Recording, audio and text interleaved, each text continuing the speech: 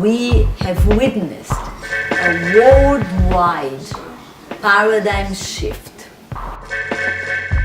We're seeing a whole new class of property being created as super luxury, very high-end real estate assets. So we find that the grassroots organizations and the people on the ground are putting their energy into just finding out who the owner is of these properties. We are more and more privatizing entire chunks of city, but privatizing not for one firm or one guy, but privatizing, which means opening the field to this international crowd to come and play.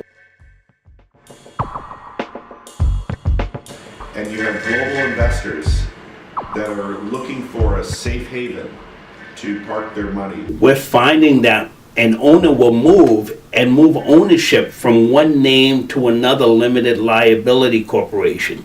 And they find the loopholes that allow the same people to own these properties but change the name. The use of LLCs has been around a long time. When you think of the Manhattan real estate market, you have celebrities, you have billionaires with children, you're concerned about privacy. So the LLC was a popular vehicle to protect your identity. However, one element of that is that people use it for reasons that are not necessarily good. The new trend is that you don't have ownership, individual ownership. They are not individuals or firms that own the building. The owners is a kind of a cloud of excess capital which is floating over the world, and the capital comes and goes. So it's impossible to know who are the owners.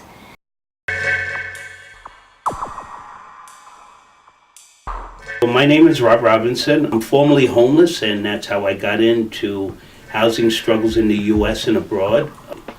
So as I went through a personal transformation, I started to think differently about the relationships of people to land and housing.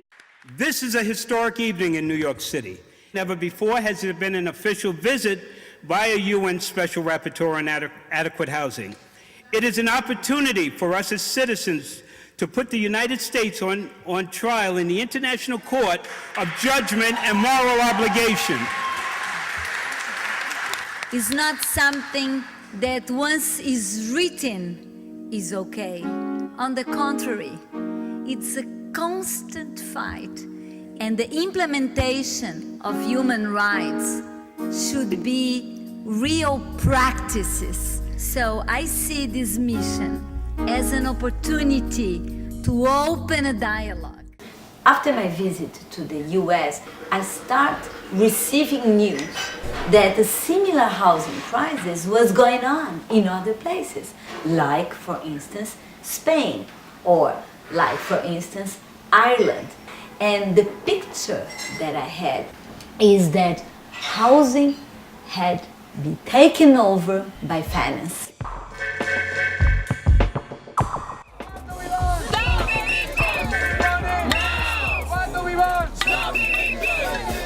Today, more than 40 associations of the Spanish platform of people affected by mortgages have demonstrated today throughout Spain, alongside activists in London and in Chicago. We are here this evening to join their fight, which is also our fight. Many New York-based organizations are here to say that the struggle against Blackstone is a global fight for housing rights. Our struggle is connected with the struggles in Spain, right? Blackstone is a central target for many countries around the world, and this call for global solidarity is real at this point. So the same financial agents that were involved in the mess of the subprime crisis now are organizing private equities in order to buy buildings for rent.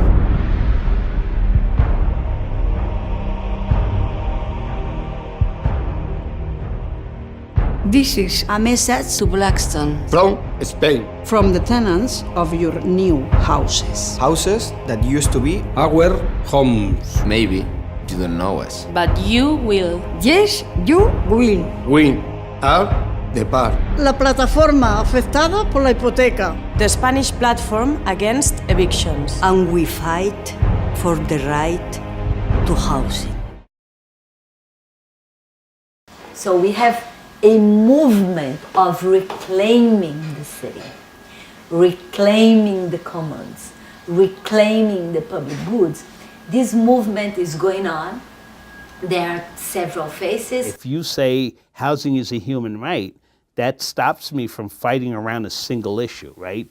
We're fighting for our rights, and this is something that we should all be able to embrace, whether it be for health care, whether it be for water, whether it be for housing, whether it be for access to land, or whether it be to stop police harassment, right? These are rights, and rights are intrinsic just because I'm a human being.